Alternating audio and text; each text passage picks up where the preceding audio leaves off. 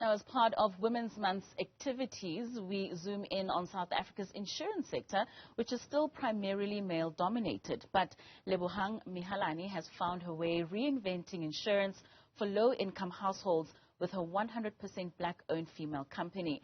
And having spent her youth in rural North West and Tembisa, she realized the struggle of low-income communities and their attitudes towards insurance.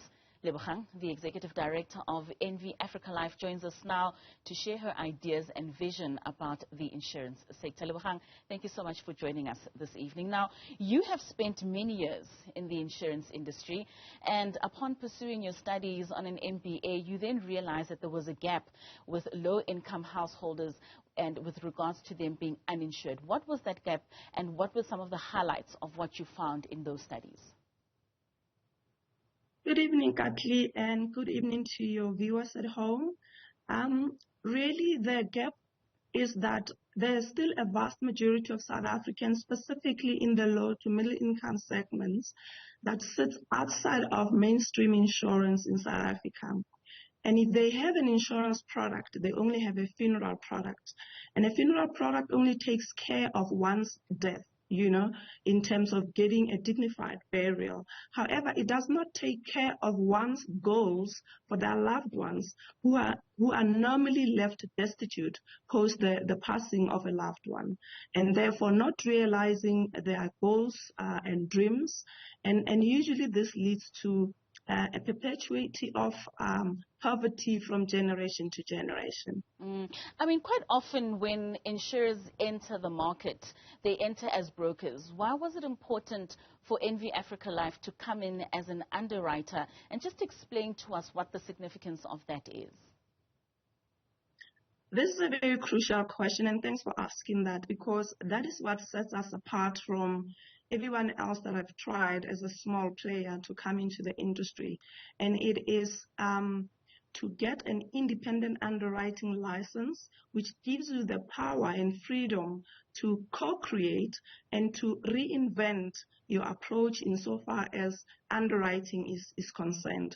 Now, because of the target market that we're looking at, you would imagine that the reason they sit outside of mainstream insurance sector is mainly because of the underwriting philosophy that prevails in traditional insurance markets, which is that they are high risk.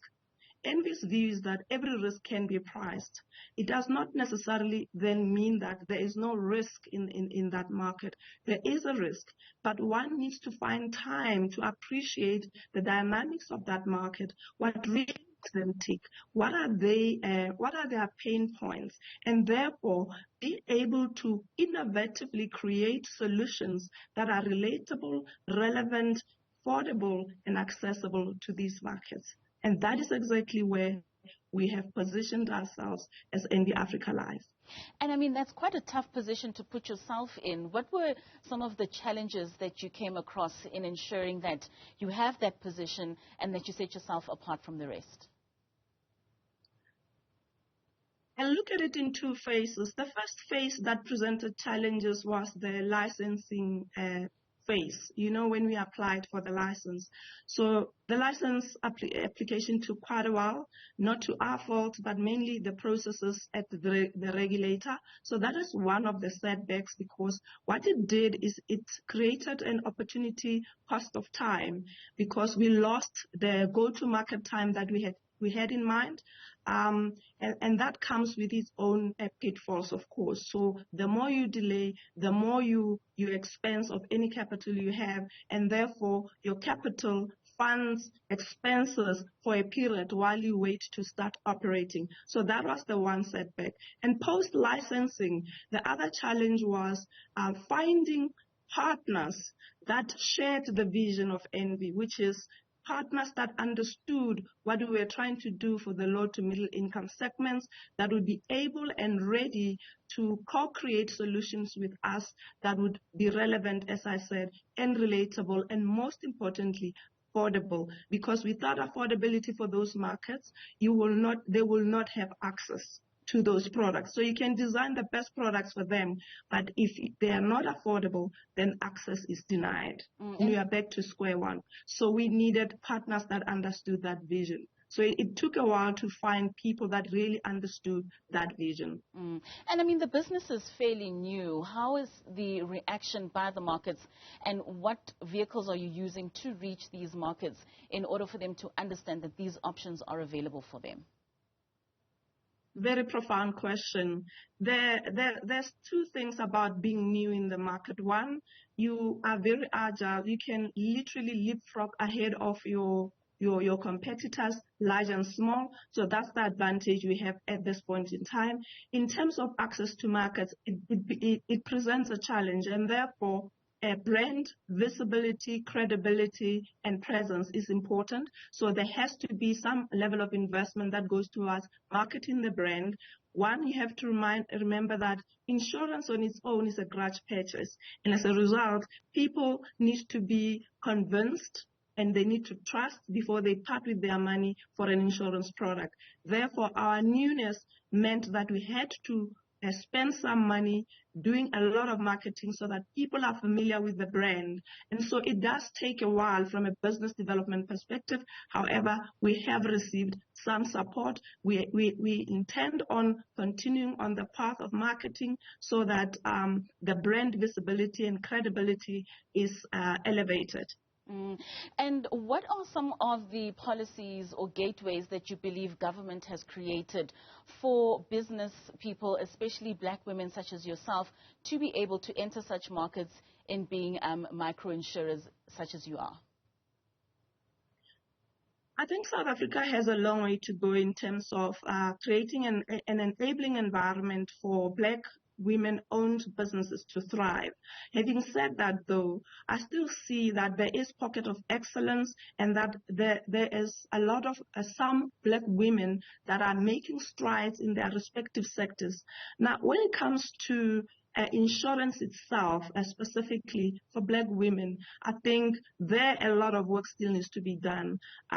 What I'm seeing in this market is that there is still what you call it's still very male dominated, and there is not an intentional approach both at corporate South Africa level and at regulatory level with intentional strategies and policies and regulation that has an inclusion agenda specifically for the women. Now, in the insurance industry, women's meaningful contribution will be most felt at ownership level.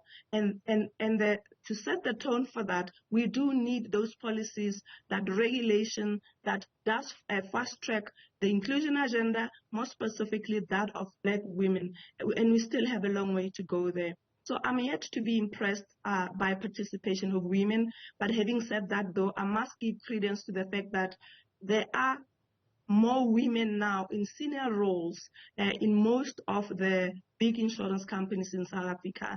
And I implore those women to live as they rise so that the broader communities and broader society is impacted positively and that change is felt more broadly than only to a specific area. All right.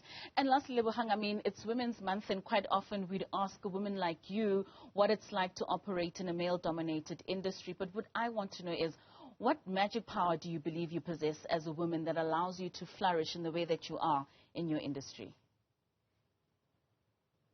Two things. Like many successful women in South Africa, it's resilience. It takes resilience to make it in this industry.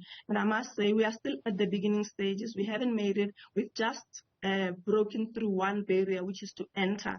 Now, the next barrier is to conquer. Right, and that's exactly what we intend on doing. However, we are appreciative of the challenges that the industry poses to us, and we are up for it.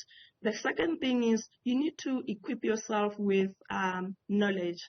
You need to know what you're talking about. You need to understand the dynamics of the industry. You need to empower yourself as a business person about anything that entails the value chain in the industry that you are going to operate in. Because if there's one thing you can get wrong in business, it is to take things for granted and depend on third parties for everything. You do need to empower yourself with the key aspects of the business, because in every business there are core core areas, and then there are things that you can outsource. But anything that makes the needle move, you do need to have control over that. And knowledge becomes power in enabling you to speak from a place of authority and being successful at what you're doing. It most certainly does. Lebohang, thank you so much for your time this evening.